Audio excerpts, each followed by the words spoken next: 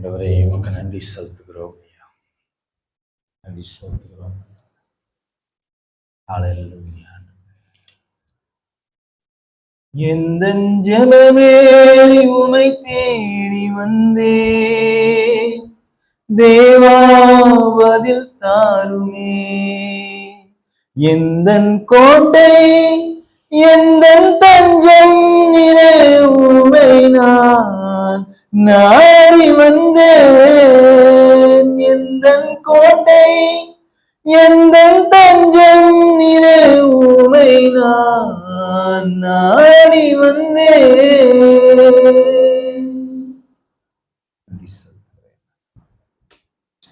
ஆண்டவரே பரிசுத்த ஆவியானவரே, ஆண்டவரே நீர்தான் ஆண்டவரே சகலத்தையும் படைத்த தேவன். ஆண்டவரே உம்மால் ஆண்டவரே நாங்கள் ஆண்டவரே உயிரோடு இருக்கிறோம், காக்கப்பட்டிருக்கிறோம், வழி நடத்தப்படுகிறோம். ஆண்டவரே நாங்கள் வேதனைப்பட்டாலும் எங்கள் வேதனைக்கும் எங்கள் உபத்திரவத்துக்கும் ஆண்டவரே துன்பத்துக்கு நிகராக நன்மைகளை எங்களுக்கு செய்த தேவன் நீங்க ஆண்டவரே.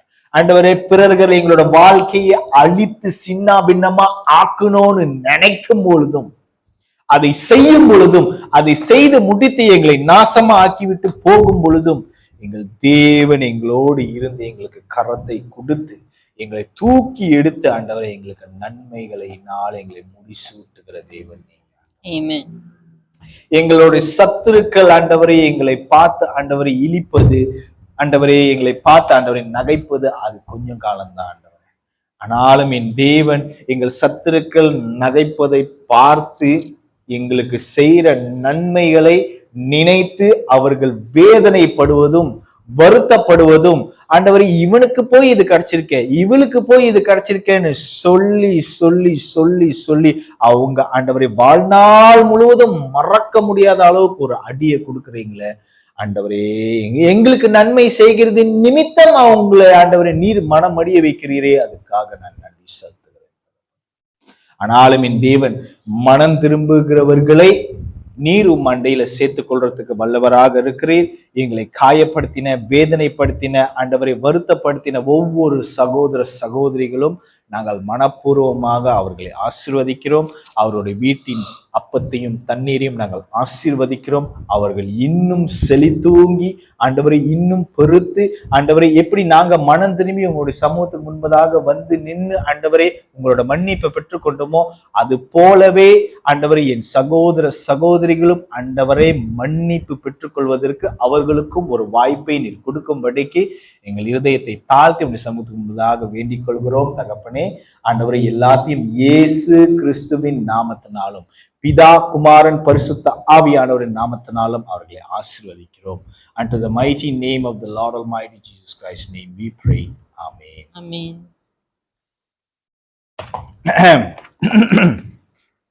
சரி,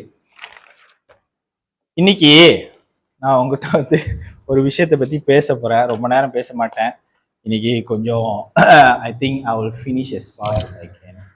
Okay? எல்லாத்துக்கும் தலைவனா ஆகணும்னு ஆசை. இன்னைக்கு இந்த காலத்துல வந்து எல்லாத்துக்கும் தலைவரா ஆகணும்னு ஆசை. ஆனா நீங்க உங்க வாழ்க்கையில நீங்க ஆராய்ச்சி பாத்தீங்கன்னா நீங்களும் ஏதோ ஒரு விதத்துல ஏதோ ஒரு விஷயத்துக்கு நீங்க தலைவராக தான் இருப்பீங்க. அதாவது மேபி வந்து okay, you bought a house. Okay, you bought a house.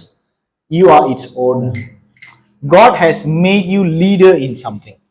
Okay, just for an example. இப்ப தம்பியை வச்சுக்கிட்டோம்னா தம்பி தான் அவர் வீட்டுல வந்து நீங்க தானே எல்லாத்தையும் எடுத்து நீங்க செய்யணும். Okay, you are a leader. Okay, everybody wants to be leader. Nowadays everybody wants to be leader. எல்லாத்துக்கும் இவன் தலைவன், அவன் தலைவன், அதுக்கு தலைவன், இதுக்கு தலைவன். எனக்கே தெரியல யார் எதுக்கு தலைவனா இருக்கிறாங்கன்றது எனக்கே தெரியல. I don't know. Okay, but the problem is, பிரச்சனை என்னன்னாக்கா குவாலிட்டியான தலைவராக இருக்கிறாங்களான்றதுதான் ப்ராப்ளம். அவனாய் தான் இருக்கேன், கவலைப்படாதீங்க. குவாலிட்டியான தலைவரா இருக்கிறாங்களான்றத பத்தி தான் வந்து நம்ம யோசிக்கணும். ஏன்னா முந்தி ஒரு காலத்துல நான் சின்ன பிள்ளையா இருக்கும் போது, இல்ல எங்க அம்மா சின்ன பிள்ளையா இருக்கும் போது, அதுக்கு முன்னுக்குள்ள ஜெனரேஷன்லாம் இல்லத்தின் தலைவராம் இயேசுன்னு பாட்டு படிச்சாங்க. இப்ப நீங்க ஒவ்வொரு இல்லத்துக்குள்ள போய் பாத்தீங்கன்னா வேற ஏதாவது ஒரு விஷயம் தான் தலைவரா இருக்குது. பொறாம தலைவரா இருக்குது, போட்டி தலைவரா இருக்குது, படம் தலைவரா இருக்குது, சீரியல் தலைவராக இருக்குது. ஏதோ ஒரு காரியம் வந்து okay, the leader is always very important. Okay, இன்னைக்கு நான் என்ன அதை பத்தி பேச போறேன்னா, ஒரு லீடருக்கு வந்து என்ன குவாலிட்டி இருக்கணும், எப்படியாப்பட்ட ஒரு லீடர். ஏன்னா நம்ம எப்போதுமே ஏதாவது பத்தி பேசும்போது நம்ம யாராவது ஒரு உதாரணத்தை நம்ம எடுத்துதான் நம்ம பேசுவோம். சரியா? புரியுதுங்களா? இப்ப சபையில பாருங்க, மூப்பரா இருக்கிறதுக்கு ஒரு குவாலிட்டி வேணும். ஆனா அந்த குவாலிட்டி நீ எங்கேருந்து பில்ட் பண்ணணும்னாக்கா, நீ வீட்ல இருந்தே பில்ட் பண்ணிடணும். புரியுதுங்களா நான் என்ன சொல்றேன்னு? இங்க நீங்க வந்து ஒரு பெரிய லீடரா இருக்க போறீங்கன்னா, ஒரு மூப்பரா இருக்க போறீங்கன்னா, நீங்க வீட்ல இருந்தே அந்த குவாலிட்டி நீங்க பில்ட் பண்ண ஆரம்பிச்சிடணும். ஓகே, எல்லாத்துக்கும் எல்லா பிரச்சனையும் இருக்குது, எல்லாத்துக்கும் எல்லா தலைவலியும் இருக்குது, எல்லாத்துக்கும் எல்லா விதமான பாவத்துல உழுவுறதுக்கு வாய்ப்பும் இருக்குது. எஸ், இஸ் ட்ரூ, உண்மை. ஆனா நம்ம அங்கிருந்தே நம்ம வந்து அதை ஆயத்தப்படுத்தி அதை சரிப்படுத்தி, புரியுதுங்களா நான் என்ன சொல்றேன்னு? நீ நல்ல தலைவன்றது வந்து வெளி ஆளுங்க சொல்லக்கூடாது, உன் குடும்பம் சொல்லணும் நீ நல்ல தலைவன், உன் கூட பழகிறவங்க சொல்லணும் நீ நல்ல தலைவன். புரியுதுங்களா? இப்ப நம்ம இயேசுவையே நம்ம எடுத்துக்கிட்டோம்னா, இயேசு 12 சீஷர்களை வச்சு அவர் தான் தலைமை தாங்கினாரு. அந்த சீஷர்களுக்கு வந்து அவரு தலைமை தாங்க. அவரே சொல்றாரு, நீங்க நீ ரபின்றீங்க, நீங்க நீ போதகரேன்றீங்க, ஆனா நான் உங்களுக்கு என்ன செஞ்சிருக்கேன்றது கேட்கிறாருனாக்கா, அவங்க அந்த அளவுக்கு ஜீசஸ் வந்து இஸ் தியர் லீடர். இப்ப பரிசேயர் சதுசேயர் வந்து அந்த சீஷர்களை பத்தி கம்ப்ளைண்ட் பண்றதா இருந்தாலும் நேரம் ஜீசஸ் கிட்ட தான் வந்து கம்ப்ளைண்ட் பண்றாங்க, உங்க சீஷருக்கு இந்த பண்ணி பண்றாங்க, இவருக்கு இந்த மாதிரி பண்றாங்க அப்படின்னு. நேரம் அப்பனா அவர் தலைவரா இருந்திருக்காரு, அவங்களுக்கு தலைவரா இருந்திருக்கு. இதெல்லாம் ஒரு அடையாளம். அப்ப இயேசு இந்த 12 பேர்த்த நடத்தும் பொழுது நல்ல ஒரு தலைவரா இருந்ததுக்கு காரணம் என்னன்னாக்கா, the relationship he had with the father. அதாவது அவர் பரலோகத்தில இருக்கிற தன் தகப்பன் கிட்ட நல்ல உறவுல இருந்தனால அவர் நல்ல தலைவரா இருந்தார். ஆனா இன்றைக்கு நாட்கள்ல வந்து தலைவர்கள்கிட்ட என்ன குறைச்சலாக இருக்குதுன்னு நான் பாக்குறேன்னா, அந்த தெய்வீக ஞானம் இல்லாத மாதிரி எனக்கு தலைவரா இருக்கிறாங்க, ஆனா தெய்வீக ஞானம் இருக்குதா? ஞானமா இருக்கிறாங்க, அதுல எந்த ஒரு குறைபாடும் கிடையாது, ஞானமா இருக்கிறாங்க. ஆனா தெய்வீக ஞானமா இருக்கிறாங்களா? புரியுதுங்களா நான் சொல்றேன்? சோ தெய்வீக ஞானமாக இருக்கிறதுக்கு என்ன அர்த்தம், நீங்க என்ன சொல்ல வரீங்க அப்படின்ட்டு நீங்க என்னை கேட்கலாம். நான் உங்களுக்கு ஒரு ஸ்கிரிப்சரை வந்து, உங்களுக்கு ஒரு வாசனத்தை வந்து நான் உங்களுக்கு சொல்றேன். எபிரேயர் 2வது அதிகாரம்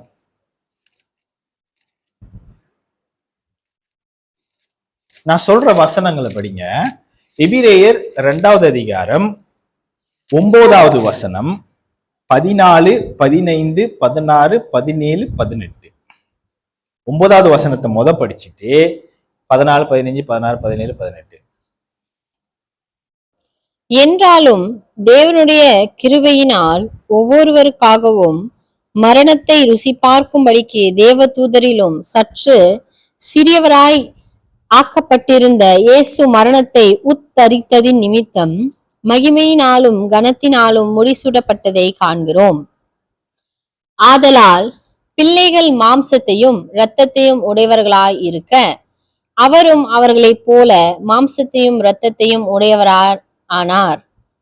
மரணத்துக்கு அதிகாரியாகிய பிசாசானவனை தமது மரணத்தினால் அழிக்கும்படிக்கு ஜீவ காலமெல்லாம் மரண பரியந்தத்தினாலே அடிமைத்தனத்திற்குள்ளானவர்கள் யாவரையும் விடுதலை பண்ணும்படிக்கும் அப்படியானார். ஆதலால் அவர் தேவதூதருக்கு உதவியாக கை கொடாமல் ஆபிரகாமின் சந்ததிக்கு உதவியாக கை கொடுத்தார். அன்றையும் அவர் ஜனத்தின் பாவங்களை நிவர்த்தி செய்கிறதற்கேதுவாக தேவ காரியங்களை குறித்து இரக்கமும் உண்மையும் உள்ள பிரதான ஆசாரியனாய் இருக்கும்படிக்கு எவ்விதத்திலும் தம்முடைய சகோதரருக்கு ஒப்பாக வேண்டியதாய் இருந்தது. ஆதலால் அவர் தாமே சோதிக்கப்பட்டு பாடுபட்டதினாலே அவர் சோதிக்கப்படுகிறவர்களுக்கு உதவி செய்ய வல்லவராய் இருக்கிறார். ஆமென். அவர் தன் சகோதரர்களுக்காக மன்றாடி. இப்ப இயேசு அவர் தெய்வங்க, இப்ப நீ இயேசு பத்தி யார்கிட்ட சொன்னா பாவமே செய்யல ஒத்துப்பாங்க, இயேசு பிறந்தாரு ஒத்துப்பாங்க, பாவம் செய்யலன்னு ஒத்துப்பாங்க. ஆனா அவர் தெய்வம்னு சொல்றதுலதான் பிரச்சனை. ஆனா இங்க அவர் வந்து இந்த பூமியில நடமாடினாருல, அவர் நடமாடினதா ஆளுங்க என்ன நினைச்சிட்டு இருக்கிறாங்கன்னா அவர் ஒரு தெய்வமா வந்து நடமாடிட்டு இருந்தாரு, அவர் அதனால பாவமே செய்யல. ஆனா இங்க என்ன போட்டிருக்குதுனாக்கா இதுதான் அடையாளம், இதுதான் வந்து என்ன சொல்றது உண்மை, நிதர்சனமான உண்மை. நிதர்சனமான உண்மை வந்து என்னன்னா அவர் தன் சகோதர சகோதரிகளை போலவே ரத்தமும் சதையும் மாம்சமா தான் இருந்தாரு. புரியுதுங்களா? இதை ஏன் நான் உங்களுக்கு indicate பண்றேன்னாக்கா he was like us. முதலாவது இந்த நம்பிக்கை நம்மளுக்குள்ள இருக்கணும். இன்னைக்கு இயேசுவை குறித்துள்ள நம்பிக்கை பின்வரும் சந்ததிகளுக்கு நம்ம எப்படி பரப்பி கொண்டிருக்கிறோம்னாக்கா அவர் தெய்வம் தெய்வம். Yes, he is God, but first thing first, he was in flesh. முதலாவதாக அவர் தம்முடைய மாம்சத்துல இருந்தாரு, நம்மள போலவே மாம்சத்துல இருந்தாரு. மாம்சத்துல இருந்து என்ன பண்ணிட்டாருனாக்கா அவன் கல்லூட்டு அடிக்கிறான்னு சொல்லிட்டு இவரும் கல்லூட்டு அடிக்கல. Please, okay. இன்றைய தலைவர்கள் ஞானமாக இருக்கிறாங்கன்றது வந்து நான் உங்களுக்கு எதுக்கு சொன்னேன்னா, பாஸ்டர் 8 அடி பாஞ்சாக்கா தலைவர்கள் 16 அடி பாயிறாங்க பாஸ்டர் பிடிக்கிறது. இப்படியே இந்த சர்க்கிள் வந்து இப்படியே போய்கிட்டு இருக்குது. ஆனா the problem is அவர் தம்முடைய சகோதரர்களுக்காக he intercede. அந்த வசனத்தை படி ஆதலால்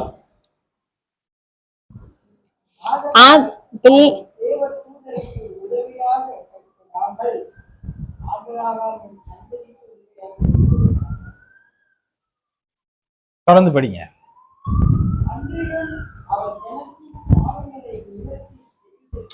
எஸ், அன்றையும் அவர் ஜனங்களின் பாவத்தை நிவர்த்தி செய்கிறதுக்காக. You understand or not why Jesus gave his life? Why God gave his life to intercede for the sins of his people? இன்னைக்கு நானும் நீங்களும் இல்ல நம்ம வேற யாராவது நம்ம வந்து நியாயம் தீர்க்கிறதுக்கு தான் ஓடுறோம், குற்றம் சுமத்துறதுக்கு தான் நம்ம ஓடுறோம். நம்ம நிதானமாகவே அந்த காரியத்தை செய்யறோம். ஆனா தெய்வீக நிதானத்தோட அந்த காரியத்தை செய்யறோம். இயேசு பாவமே செய்யாத மனிதராக இருந்தாரு. அப்பனா அவர் எத்தனை பேர்த்த குறித்து பாவத்தை வந்து அவரு வந்து குற்றம் சுமத்த முடியும்? How much he can blame people? ஏய் நீ சரியில்லை, ஏய் நீ இது நீ அது நீ போய். Jesus can do that, but Jesus never did. உங்களை நான் 1 தீமோத்தி 2 தீமோத்தி படிக்க சொன்னேன்.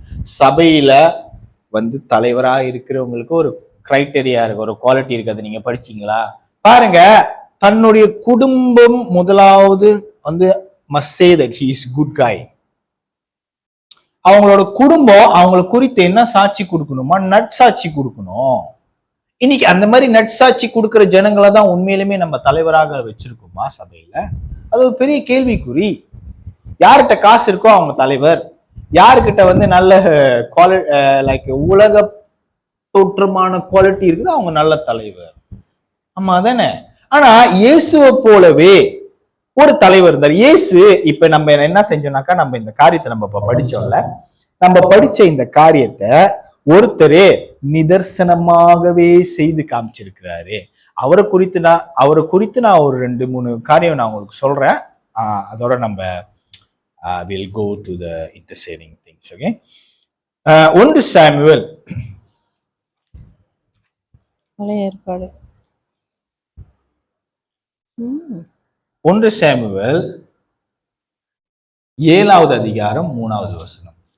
7வது அதிகாரம் படிங்களேன். 7வது அதிகாரம் just 1, 2, 3. அப்படியே கிரியாத் யாரீமின் மனுஷர் வந்து கர்த்தருடைய பெட்டியை எடுத்து மேட்டின் மேல் இருக்கிற அபினதாபின் வீட்டில் கொண்டு வந்து வைத்து கர்த்தருடைய பெட்டியை காக்கும்படிக்கு அவன் குமாரனாகிய எலியாசாரை பரிசுத்தப்படுத்தினார்கள். பெட்டி கிரியாத் யாரீமிலே அநேக நாள் தங்கியிருந்தது. 20 வருஷம் அங்கேயே இருந்தது. இஸ்ரவேல் குடும்பத்தார் எல்லாரும் கர்த்தரை நினைத்து புலம்பிக் கொண்டிருந்தார்கள்.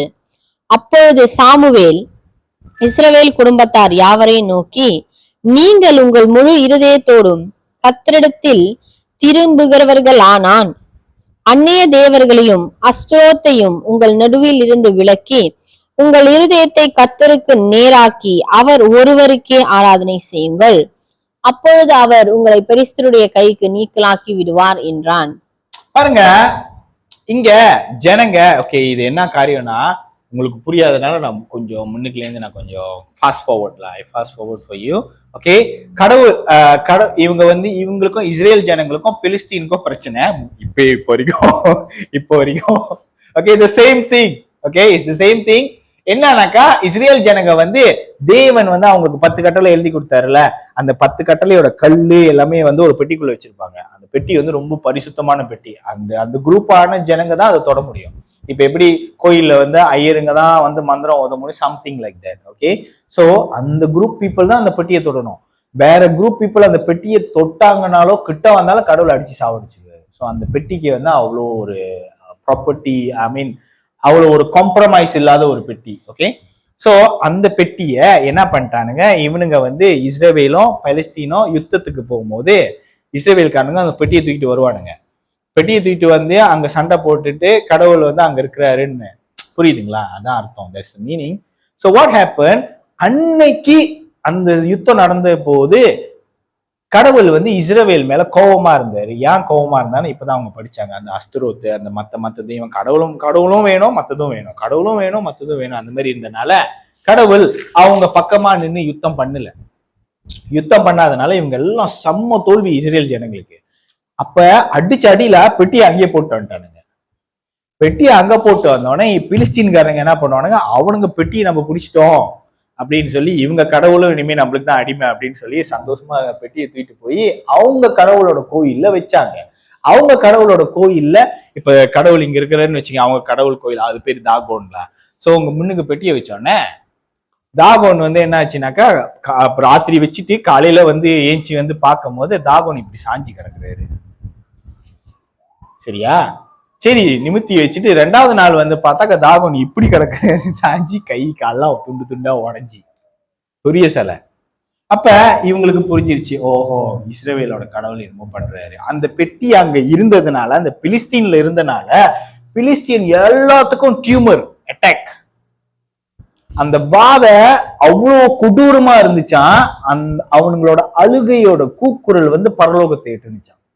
அவ்வளவு வாத செம்மையா வச்சு தாக்கி எடுத்துருச்சு. ஏன்னா கடவுளோட பெட்டியை அவங்க வச்சிருக்கிறதுனால கடவுள் இஸ்ரேலுக்காக யுத்தம் பண்ணல, ஆனா பிலிஸ்தீன் கூட யுத்தம் பண்ணாரு.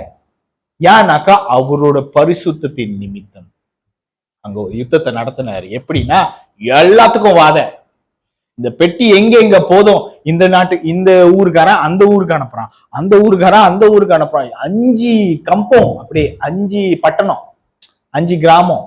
அந்த 5 கிராமத்துலயும் எல்லாம் போற இடத்துல டியூமரு. ஜனங்க கத்தி கதறாங்க. அப்ப இவனுங்க என்ன பண்றானுங்க, தலைவனுங்க, பிலிஸ்தீன் தலைவனுங்க, அந்த பெட்டியை எடுத்துட்டு நம்ம திருப்பி இஸ்ரவேலுக்கே கொடுத்துருவோம், நம்மளுக்கு சரி வராது அப்படின்னு சொல்லி ஏதோ ஒரு பாவ நிவர்த்தி எல்லாம் செஞ்சு, ஒரு தங்கத்துல அந்த இதெல்லாம் செஞ்சு அந்த தெய்வத்துக்கு கொடுத்து நம்ம அனுப்பி விட்டுருவோம் அப்படின்னு அனுப்பி விட்டுட்டாங்க. அனுப்பி விட்டு பெட்டி நேரா இங்க வந்தோடனே வேற ஒரு ஆள் வீட்டுல நிக்குது பெட்டி. அங்க உள்ளவங்க ரொம்ப ஹாப்பி ஆயிட்டாங்க, இஸ்ரேல் உள்ளவங்க ரொம்ப ஹாப்பி ஆயிட்டாங்க. ஓ பெட்டி திருப்பி வந்துருச்சு அப்படின்னு. இவனுங்க என்ன பண்ணிட்டானுங்க, அந்த அந்த சந்தோஷத்துல பெட்டியோட சேஃப்டி பத்தி மறந்துட்டாங்க. கிட்ட போனா அடி விழுவுமேன்றத மறந்துட்டாங்க. அப்போ ஒரு அந்த நான் சொன்னல, அந்த பர்டிகுலர் ட்ரைப் ஆஃப் பீப்புள் தான் அதை தூக்க முடியும். அப்ப இவங்க அந்த பர்டிகுலர் ட்ரைப்ல இல்லாதவங்கனால சோ இவங்க போய் பெட்டியில கை வச்சிட்டோம்னா 40 பேர் ஒரே அடி செத்துட்டாங்க. ஸோ இது இது பயங்கரமான பெட்டி. ஸோ நம்ம என்ன பண்ணோம், நம்ம வேற இடத்துக்கு பெட்டியை மாத்தணும் அப்படின்னு சொல்லிதான் இப்ப இந்த 7வது அதிகாரம் அவங்க படிச்சாங்க. கிரியாத் ஜீரிம் அந்த ஊருக்கு அந்த பெட்டி வருது. புரியுதுங்களா? சோ பெட்டி வந்துட்டோடனே இவனுங்க என்ன பண்றாங்க, இஸ்ரவேல் ஜனங்க தம்முடைய பழைய மகிமைகளை நினைத்து அவர்கள் புலம்பிக் கொண்டிருக்கிறார்கள். முந்திலாம் இந்த பெட்டி நம்ம கூட வரும்போது நம்ம எப்படிலாம் தேய்ச்சோம், இப்ப பாரு நம்ம என்ன கெதியில இருக்கிறோம் அப்படின்ட்டுன்னு. பிலிஸ்தீன்காரன் துண்டகான துணியக்காரன் போட்டு ஓடிட்டான். ஏன்னா அவனால முடியல, அந்த பெட்டியை வச்சுக்கிட்டு அவனால அங்க முடியல. ஓகே, உங்களுக்கு புரியுதா இங்க என்ன நடக்குதுனாக்கா? உங்க வாழ்க்கையில பாவம் இருந்துச்சுனாக்கா தேவன் அங்க இருந்தாருனாக்கா உங்களுக்கு இந்த பிரச்சனை தான் நடக்கும். புரியுதா என்ன சொல்றேன்னு? நீங்க ஏதாவது தேவனுக்கு விரோதமான காரியங்கள் செய்து கொண்டே இருந்தீங்கன்னாக்கா தேவனும் உங்க மத்தியில இருக்கிறாரு தானே. So he will inflict. So you got to understand that. So இவனுங்களால தேவனுக்கு உண்மையா மனம் திரும்பவும் முடியாது. ஸோ உங்களுக்கு என்ன நடக்குதுன்னே தெரியல, என்ன நடக்குதுன்னே தெரியாம வாதியில உட்கார்ந்து இருந்தாங்க. ஸோ அங்க வந்து பெட்டி வந்துட்டோன்னே இப்ப இஸ்ரேல் ஜனங்கள் பெட்டியை பார்த்து புலம்புறாங்க, ஐயோ நம்ம என்ன பண்றது, நம்ம இந்த மாதிரி ஆயிட்டுமே. பண்ணதே இவனுக்கு தான். ஆஸ்துரோத்தை வணங்கிக்கிட்டு இதை வணங்கி அவரு ஆரம்பத்திலேயே சொல்லிட்டாரு, நீ வந்து என்னை தொழுது கொள்றது வந்து கரண்டில் கை வைக்கிற மாதிரி ஜாக்கிரதையா இரு அப்படின்னு நிறைய வார்னிங். அதாவது அந்த 10 கட்டளை நீங்க எடுத்து பார்த்தீங்கன்னா அதுலயும் நிறைய வார்னிங் இருக்கு. இது பண்ணாத, இது பண்ணாத, இது பண்ணாத, இது பண்ணாத. கட்டளை என்ன தெரியுமா? என்னை தவிர்த்து உனக்கு வேற கடவுள் இருக்கக்கூடாது. ரூல்ஸே வந்தாதான். இவனுங்க நல்லா ரூல்ஸ் எல்லாம் பிரேக் பண்ணிக்கிட்டு பெட்டி எடுத்துட்டு போனாக்கா பெட்டி எப்படி வேலை செய்யும்? How will God save you, man? இப்படிதான் நம்மளும் நம்ம பைபிளை கையில வச்சுக்கிட்டு பிசாசு ஓடிரும் நம்ம நினைச்சிட்டு இருக்கோம். பிசாசு பைபிள் எல்லாம் பார்த்து ஓடாது. பிசாசு பைபிளை பார்த்து ஓடாது. பிசாசு நீ ஆண்டவரோட எவ்வளவு நெருக்கமா இருக்கன்றத பார்த்துதான் ஓடும். அண்டர்ஸ்டாண்ட்? சோ இங்க இந்த சாமுவேல் அப்படின்னு ஒருத்தர் வந்து அறிமுகமா வராரு. இங்க திடீர்னு எங்கேயோ இருந்து வந்து அறிமுகம் ஆகிறா. சொல்றாரு, ஏய் நீங்களாம் வந்து மனம் திரும்புங்கடா, இதெல்லாம் தூக்கி வீசுங்க, நீங்க தூக்கி வீசுங்க, அப்ப கடவுள் உங்க மேல மனம் இறங்குவாரு. 5வது வசனம் படி. பின்பு சாமுவேல், நான் உங்களுக்காக கர்த்தரை மன்றாடும்படிக்கு இஸ்ரவேல் எல்லாரையும் மிஸ்பாவிலே கூட்டுங்கள் என்றான். ஆமென். நம்ம ஜீசஸ் படிச்சோம்ல, ஜீசஸ் வந்து சகோதரர்களுக்காக அவர் மன்றாடிக்கிட்டே இருக்காரு. அவருக்கு அடி உழுவுது, ஜீசஸை போட்டு அடிக்கிறானுங்க, இது பண்றாங்க. அவர் மன்றாடி கொண்டிருக்கிறாரு. என்னத்துக்கு அந்த புனிதமான தெய்வத்தை வந்து புனிதமான தெய்வம்னு சொல்றாங்கன்னா, அவர் சிலுவையில தொங்கிக்கிட்டு இருக்கும் போது கூட அவர் சொன்ன வார்த்தை என்னன்னா, பிதாவே இவர்களுக்கு மன்னியும், இவர்கள் என்ன செய்கிறார்கள் என்று தெரியாமல் செய்கிறார்கள் அப்படின்னு சொன்னார் இல்ல. அதுதான் வந்து இஸ் யூ இன்டர்சேட் ஃபார் பீப்பிள். அந்த நிலைமையில, அந்த தொங்கிக்கிட்டு இருக்கிற அந்த நிலைமையில he can see these things. அதான் அவர் மகான், அதான் அவர் புனிதர். அதனாலதான் அவர் வந்து அவ்வளோ ஒரு இரக்க குணம் உள்ள ஒரு தேவன். புரியுதுங்களா? சிலுவையில நம்மளோட இந்த ரோமர்கள் இருக்காங்களா, அவங்க ரொம்ப ஒஸ்டான பீப்புள். அவங்க ஒஸ்டா வச்சு அடிச்சானுங்க, ஒஸ்டா காயப்படுத்தினானுங்க, ஒஸ்டா தொங்க விட்டுருக்கானுங்க. தண்ணிக்கு பதிலா கசப்பு கொடுக்குறாயா, கசப்பு கொடுக்குறான் இயேசு கிட்ட. அந்த நேரத்துல கூட அந்த கசப்பு தண்ணியை குடிச்சிட்டு பிதாவே இவர்களுக்கு மன்னியும். அதுதான் இங்க சாமுவேலும் செய்யறாரு. நீங்க வாங்க, எனக்கு தெரியும் நீங்களாம் பயங்கரமான ஆளுங்கன்னு, நான் உங்களுக்காக மன்றாடுகிறேன். Come, I will intercede for you. Jesus did the same thing. This is how Samuel is a prophet. சாமுவேல்ன்றது வந்து ஒரு நல்ல தீர்க்கதரிசி.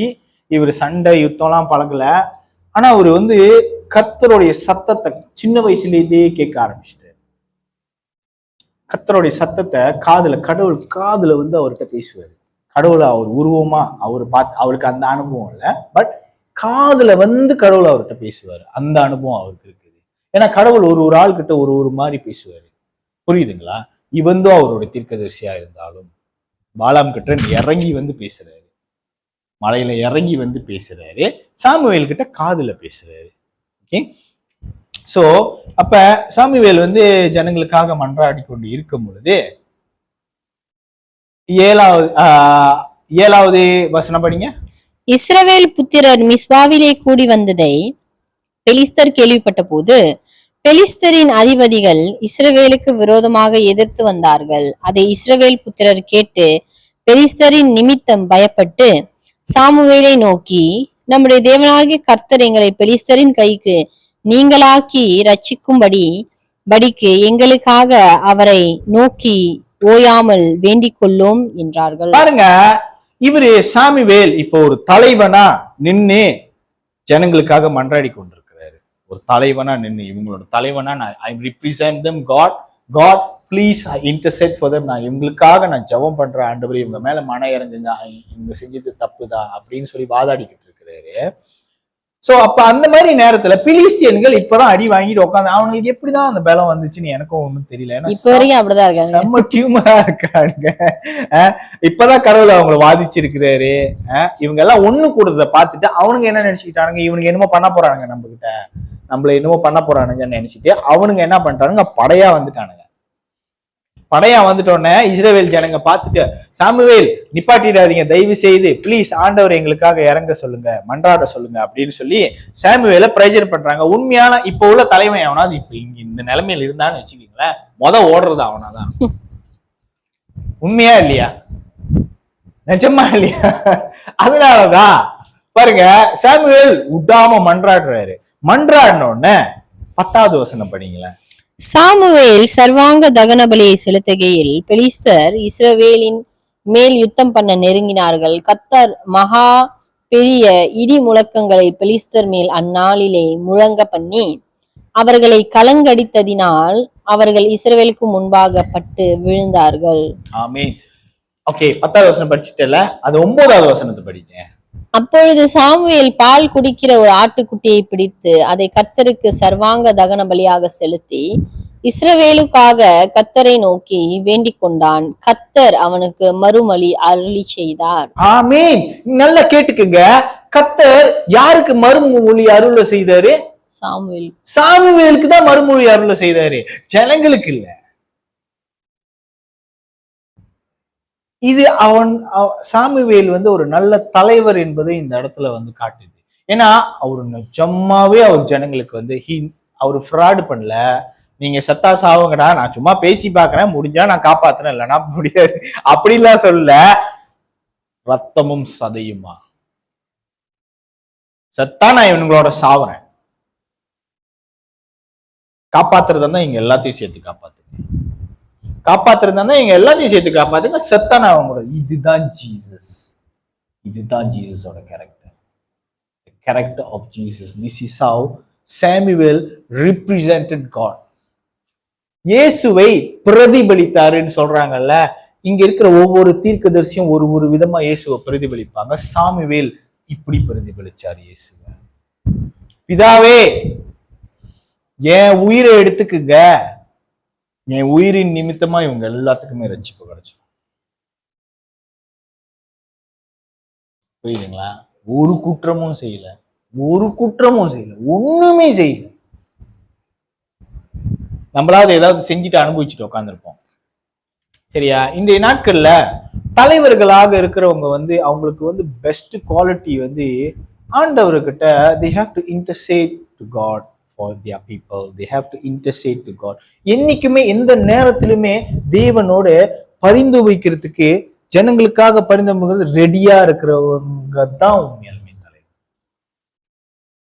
இப்படியாப்பட்ட தலைவர்களுக்கு ஆண்டவர் உடனடியா செவி சாய்ப்பார். அவன் ஆடு வெட்டினதுனால மாடு வெட்டினதுனால செவி சாய்க்கல. நோ,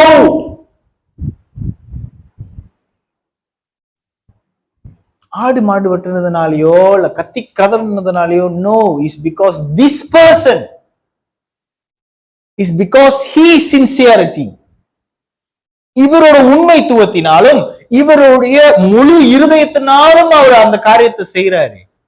ஒரு தலைவனாக இருக்கிறதுக்கு முதல் குவாலிட்டி என்னன்னா, நீ முழு இருதயத்தோட முழு சிந்தனையோடும் உன் ஜனங்களுக்காக மன்றாடுறதுக்கு நீ தயாராக இருக்கணும். அதுதான் தலைவர்.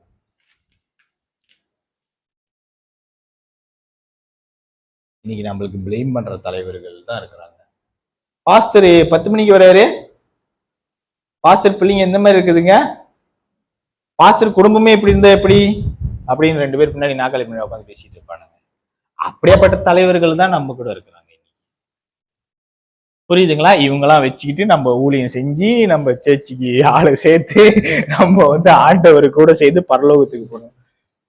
I don't know what is going to happen, but seriously, this is have உங்களுக்கு ஜீசஸோட கேரக்டர் இருக்கணும் ஏதாவது ஒரு விதத்துல. ஓகே, ஜனங்களுக்காக மன்றாடுகிறவர்களை தலைவராக நீங்க போட்டீங்கன்னா அவர்கள் தான் they will continuously intercede for the people. என்ன நடக்கும் தெரியுமா? இந்த மாதிரி ஆட்களை நம்ம தலைவர்களாக மாற்றும் பொழுது, இந்த மாதிரி ஆட்களுக்கு நீங்க தொடர்ந்து செய்யுங்க, இந்த ஊழியத்தை நீங்க தொடர்ந்து செய்யுங்க, நம்ம அவங்களுக்கு நம்ம உற்சாகமா சொல்லி கொடுக்கும் பொழுது என்ன நடக்கும்னாக்கா 13வது வசனம் படிங்க. இந்த பிரகாரம் பெலிஸ்தர் அப்புறம் இஸ்ரவேலின் எல்லையிலே வராதபடிக்கு தாழ்த்தப்பட்டார்கள். சாமுவேலின் நாளெல்லாம் கர்த்தருடைய கை பெலிஸ்தருக்கு விரோதமாக இருந்தது. ஆமென். எனக்கு சாமுவேலை ரொம்ப பிடிக்கும். சாமுவேல் ரொம்ப பிடிக்கும். ஆமென். சாமுவேலோட வாழ்நாள் எல்லாம் பிலிஸ்தியருக்கு இஸ்ரேல் ஜனங்கள் தொடவே முடியலையா. இத்தனைக்கும் அவனுக்கு என்ன மாதிரி தலைவர்னா, ஒரு தலைவர் நம்ம எப்படி நம்ம தேர்ந்தெடுப்போம், இந்த மாதிரி ஒரு சந்தர்ப்பம், இந்த மாதிரி ஒரு சூழ்நிலை, இந்த மாதிரி ஒரு சிச்சுவேஷன் நம்ம என்ன மாதிரி ஒரு தலைவரை தேர்ந்தெடுப்போம்னா, நல்லா சண்டை போடுறவங்களா, நல்லா ஒரு 100 பேர்த்த கூட்டு போய் வெட்டுறவனா, அந்த மாதிரி தலைவர்களை தான் தேர்ந்தெடுப்பாங்க. ஆனா இந்த தலைவருக்கு சண்டையே தெரியாது, இவருக்கு யுத்தம் பண்ணவே தெரியாது, இவர் ஒரு கத்தி எடுத்து கூட வெட்டினது கிடையாது. புரியுதுங்களா நான் என்ன சொல்றேன்னு? ஜனங்களா ஆளுங்களை கத்தி எடுத்து வெட்டினது கிடையாது. சோ அவரு யுத்த வாடையே தெரியாதவர். அவர் ஒரு தீர்க்கதரிசி. அவர் கடவுள் பத்தி பேசிக்கிட்டு இப்படி நியாயம் சொல்லிக்கிட்டே, நீ இப்படி பண்ணாத, இவனுக்கு விரோதமா பண்ணாத, கடவுளோட கட்டளை இப்படி சொல்லுது, ஸோ யூ பெட்டர் கேர்ஃபுல் அப்படின்னு அட்வைஸ் பண்ணி ஜனங்களை உள்ளுக்கு கொண்டு, this is what he knows. தேவனுக்கு பலி செலுத்த தெரியும், வேற என்ன தெரியும்? இவ்வளவுதான் தெரியும். ஆனா என் தேவன் என்ன செய்யறாரா, சாமுவேல் ஜீவனுள்ள நாளெல்லாம் பிலிஸ்தீன்காரன் தொட முடியல.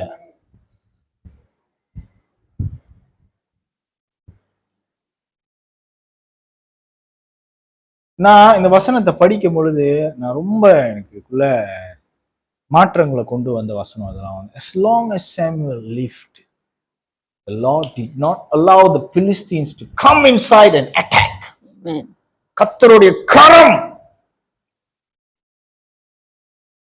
சாமுவேல் ஜீவனுள்ள நாளெல்லாம் கர்த்தருடைய கரம் பிலிஸ்தியருக்கு விரோதமாக.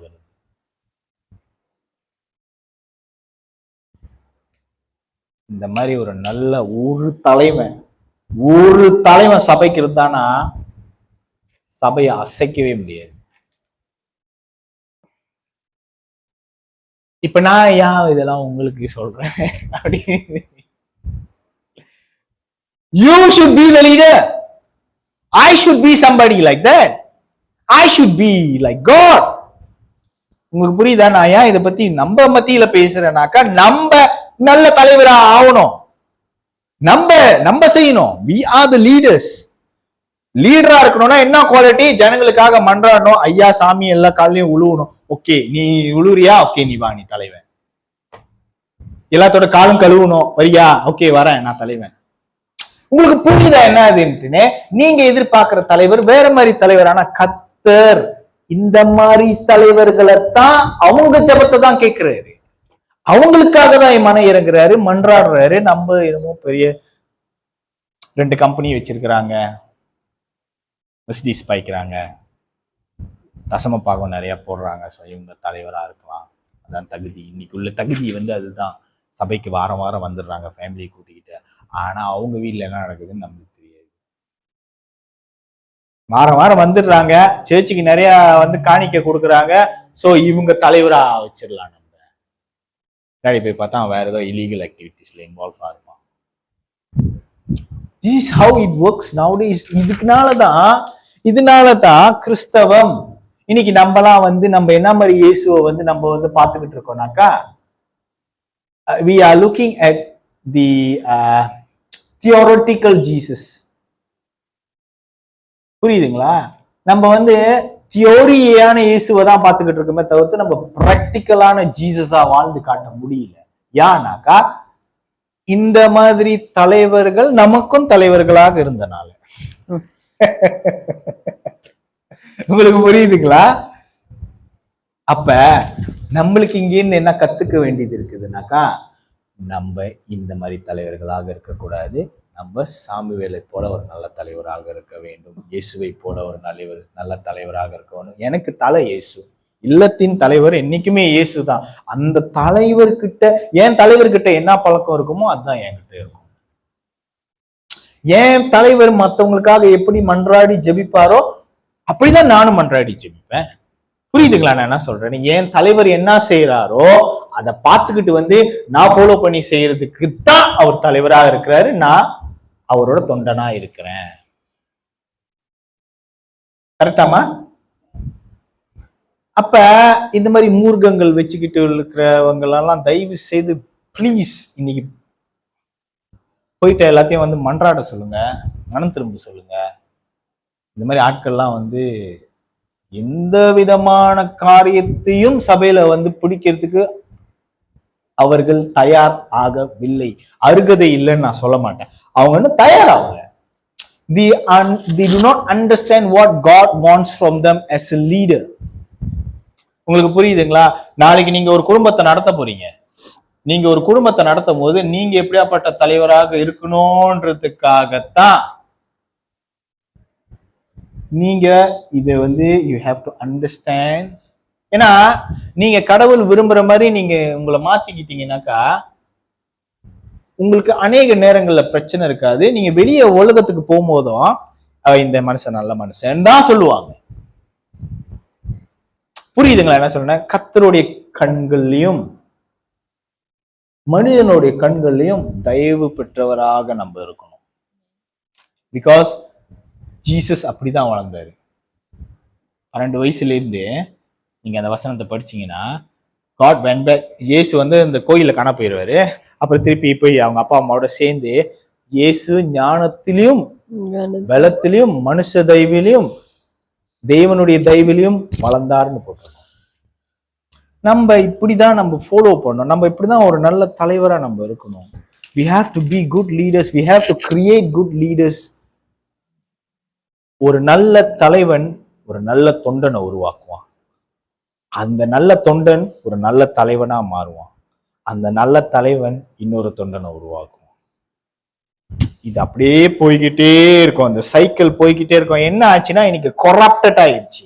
பைஸ்கல்ல பெடல் மிதிக்க முடியல, கிராஸா இருக்கு. ஏன்னா என்ன விடல உள்ளுக்கு, என்ன இல்ல, கிராஸா இருந்தா மிதிக்க முடியுமா? நீங்க மூர்க்கம் அது இதெல்லாம் உங்க மனசுல இப்படி வச்சுக்கிட்டு இருந்தீங்கன்னா மிதிக்க முடியாது, கஷ்டமா இருக்கும். முடியாது. ஆத்திரமா இருந்ததுன்னா நவராது. அப்படியே கொஞ்சம் டிராப் விடணும், இயேசுவோட ரத்தம் சொட்டு விடணும் உங்களுக்கு. அப்ப பைஸ்கிள் சங்கிலி அழகா சுத்தம். இந்த மாதிரி கசப்புகள் வைத்திருந்தீங்கன்னாக்கா ஒரு தலைவராக நீங்க கொஞ்ச நாள் நீங்க ராஜினாமா பண்ணிட்டு நீங்க தேவனுடைய கர்த்தருடைய சமூகத்துல நீங்க அமர்ந்து உங்க ஜனங்களுக்காக மன்றாடவர்களா நீங்க மாறினதுக்கு அப்புறம் தேவனா பார்த்து மறுபடியும் உங்களுக்கு அந்த ஊழியத்தை கொடுத்தால் அதை தொடர்ந்து செய்யுங்க. புரியுதுங்களா? கசப்பு வச்சுக்கிட்டு எல்லாம் ஊழியம் செய்ய முடியாது. இது வேற மாதிரி இடம், இது வேற மாதிரி கிரவுண்டு. நீங்க வெளியே போய் விளையாண்டுட்டு வந்த மாதிரிலாம் இங்க விளையாட முடியாது. இது வேற மாதிரி கிரவுண்டு. இது ரத்தம் பதிக்கப்பட்ட கிரவுண்டு. இது இயேசுவோடைய ரத்தத்தினால் நிரப்பப்பட்ட கிரவுண்டு. ஸோ உங்க விளையாட்டெல்லாம் வெளியே வேலை இடத்துல இங்க வந்தா இங்குள்ள ரூல்ஸ் ஃபாலோ பண்ணி தான் நீங்க விளையாடணும். இல்லைன்னா ஏன் தெரியுமா? ஏன்னா நாங்க எங்க கடமை நாங்க செஞ்சிட்டோம், நாங்க சொல்லிட்டோம். we already tell you, okay, so I think God won't judge me la. But the problem is when you do not follow the rules, you get hurt. நீங்க கொடுத்த சட்டத்திட்டங்களை பின்பற்றலன்னா காயப்பட போறது நீங்க. இந்த விளையாட்டுக்கு ஒரு சட்டத்திட்டம் இருக்குன்னா அந்த விளையாட்டுக்கு கீழே உள்ள சட்டத்திட்டத்தின்படி தான் நீங்க விளையாடணும். அந்த சட்டத்திட்டத்தையும் ஏன் போட்டிருக்கிறாங்கன்னு நீங்க காயப்படக்கூடாதுன்றதுக்காக. நீங்க அந்த சட்டத்திட்டத்தை மீறினீங்கன்னா நீங்க காயப்படுவீங்க. அது உங்க பிரச்சனை. புரியுதுங்களா நான் என்ன சொல்றேன்னு? இந்த மாதிரி நல்ல தலைவர்கள் உருவாகணும்னு சொல்லி நீங்க ஜெபிங்க. ஓகே, எனக்கு என்னமோ இந்த வாரம் இந்த தலைவர்களை பத்தி பேசணும்னு தோணுச்சு. இயேசு நல்ல ஒரு தலைவரா இருந்திருக்கிறாரு, நம்மளும் நல்ல தலைவரா இருக்கணும் அப்படின்றது ஆணித்தரமா இந்த காரியத்தை ஆண்டவர் என்கிட்ட பேசுறதுனால உங்க மத்தியில நான் பகிர்ந்துக்கிறேன். சரி, நம்ம கண்களை முடிச்சவும் செய்வோம். ஆண்டவரை இந்த நேரத்தை கொடுத்ததுக்காக நன்றி ஆண்டவரே. பரிசுத்த ஆவியானவரை இங்க இருக்கிறவர்களை ஆண்டவரே நல்ல தலைவர்களாக ஆண்டவரை நீர் தெரிந்து கொண்டதுக்காக நன்றி ஆண்டவரை. ஜனங்களுக்காக ஆண்டவரை எப்பொழுதும் ஆண்டவரை மன்றாடுகிறவர்களுக்காக ஆண்டவரே, தனக்கு விரோதமாக எதை செய்தாலும் ஆண்டவரே அதை சகித்து கொண்டு ஆண்டவரே அவர்களையும் தேவன் நேசிக்கிறார் என்று அவர்களுக்காக, அவர்களுடைய பாவங்களுக்காக, அவர்களுடைய அறியாமைக்காக ஆண்டவரை மன்றாடுகிற மனஸ்தாபப்படுகிற தலைவர்களை எங்களுக்கு அநேக பேர் கொடுங்க. நாங்களும் அப்படியாப்பட்ட தலைவர்கள் ஆகும்படிக்கு உங்களை என் ஆண்டவராக இயேசு கிறிஸ்துவே உங்களை எப்படியாவது எங்க வாழ்க்கையில ஏதாவது ஒரு மூலையில நாங்களும் பிரதிபலிக்கும்படி இந்த அற்பமான ஜீவனை உங்களுடைய கரத்துல ஒப்பு கொடுக்கிறோம் ஆண்டவரே. நீர் எடுத்து பயன்படுத்தும் நல்ல தலைவர்களை எங்களுக்கு கொடுங்க ஆண்டவரே.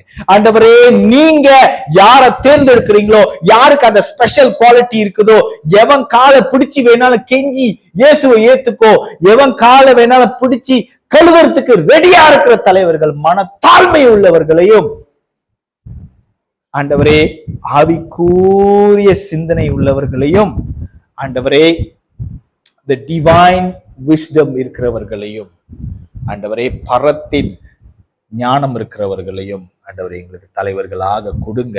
நாங்களும் அப்படியாப்பட்ட ஒரு தலைவர்களாக இருக்கும்படிக்கு நீர் எங்களுக்கு ஆண்டவரை கிருபை செய்யும் ஆண்டவரே. எங்களுக்கு அநேக ஆண்டவரை ஆவிக்குரிய ரீதியில் உள்ள காரியங்களை எங்களுக்கு வெளிப்படுத்துங்க. ஏன்னா நீர் சொல்வது போலவே ஆண்டவரே, எங்களுடைய போராட்டம் மாம்சத்தோடையும் ரத்தத்தோடையும் அல்ல, ஆவிக்குரிய ரீதியில இருக்கிற அந்தகார லோகாதிபதிகளோடு தான் எங்களோட போராட்டம். ஆண்டவரே, எங்களோட ஆவிக்குரிய கண்களை திறந்து ஆண்டவரே எங்களுக்கு ஆண்டவரே எப்படி இதுல போராடுறது, எப்படி ஆண்டவரே ஆவிக்குரிய ரீதியில போராடுறதுன்னு எங்களுக்கு சொல்லித்தாங்க. Unto the mighty name of the Lord Almighty Jesus Christ's name I pray. Amen.